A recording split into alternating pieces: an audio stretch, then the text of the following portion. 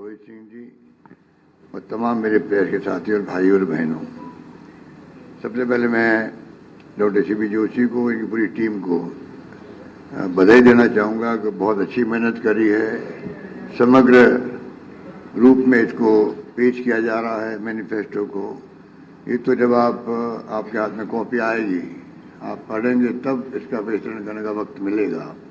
अभी तो manifesto launch हो रहा है। सैलेंट फीचर आपको कुछ बताए हैं अध्यक्ष जी ने, जो हमारे मैनिफेस्टो कमेटी के हैं, पर विस्तार से सब पॉइंट दिए गए इसके अंदर। और जैसा कहा गया कि जो मिशन 2030 हमने लॉन्च किया था, करीब 3 करोड़ 32 लाख लोगों ने ऑफलाइन ऑनलाइन अपनी राय दी थी। उसका डॉक्यूमेंट तैयार करके हम लोगों ने उसको भी लॉन्च कर दिया। वो भी आधार है इस मैनिफेस्टो का, सारे पार्ट इसके अंदर आए भी हैं। मैं संक्षिप्त में आपको खाली इतना ही कहना चाहूँगा, क्योंकि अभी तो हम लोगों को जाना भी है टूर के अंदर। खड़गे साहब बता रहे हैं मैनिफेस्टो लॉन्च करने के लिए। उससे समझ सकते हैं कि कांग्रेस किस गंभीरता के साथ में मैनिफेस्टो को इम्पोर्टेंस देती है। हमारी गवर्नमेंट 25 साल पहले जब आई थी तो पहली बार मैंने प्रयोग किया, मैनिफेस्टो पार्टियां निकालती है चुनाव के बाद में, उनको कोई याद नहीं करता, पब्लिक भी याद नहीं करती थी। हमारी सरकार पहली सरकार थी जिससे मैंने मैनिफेस्टो को 98 के अंदर कैबिनेट की मीटिंग बाकायदा रखा और ये कहा इस मैनिफेस्टो के जो वादे किए हैं वो हमने जनता के सामने पेश किए थे। उसके आधार पर ये मैनिफेस्टो बना है। आपकी ड्यूटी, चीफ सेक्रेटरी ड्यूटी है, अब आप मैनिफेस्टो जो है इसको आप किस प्रकार से अपने पास रखें, आधार पर फैसले हो, सेक्रेटरीज के भी, कलेक्ट्रेट के भी और तमाम अधिकारी के। मुझे याद है उस वक्त में एक्स्ट्रा कॉपी छपानी पड़ी थी, वो जमाना था। तो आप समझ सकते हैं कि मैनिफेस्टो को महत्व देने का काम देश के अंदर किसी ने किया पहली बार, तो राजस्थान सरकार ने किया था, कांग्रेस सरकार ने किया था। और इसीलिए आज 96% तक हम मैनिफेस्टो पूरा कर पाए हैं, क्योंकि हमारी सोच जो है वो है कि वादा करो मत। ये खड़गे साहब भी कहते हैं, राहुल गांधी भी कहते हैं, करो मत, करो तो निभाओ। पूरी झलक है कि हम 96 तक दे गए इसको। अब मैं आपको, वैसे तो मैंने कानून के अच्छे बनाए हैं, आज राजस्थान की चर्चा पूरे देश में हो रही है हमारे कानूनों की, हमारी स्कीमों की, हमारे गारंटीज की। पर कानून जो राइट टू हेल्थ का कानून देश में कहीं नहीं बना है।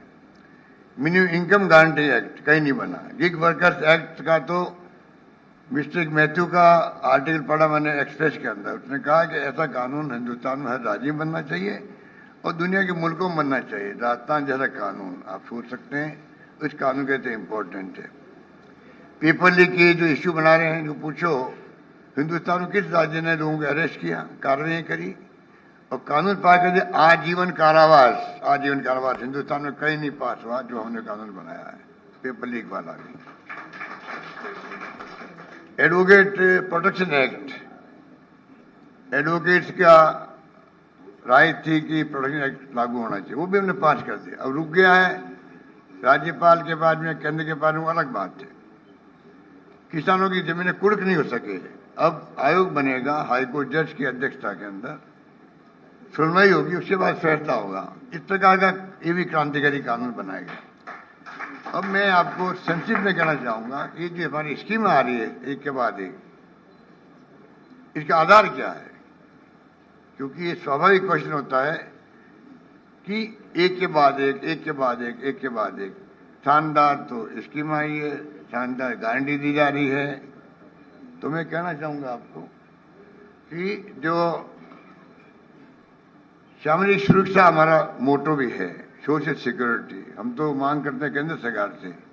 पूरे देश में राहुल गांधी जो लेके आए थे न्याय योजना 6000 वाली, उसका विस्तार करते हुए राइट टू सोशल सिक्योरिटी मिले देशवासियों, हर परिवार को दुनिया के मुल्कों की तरह मंथली पैसा मिले।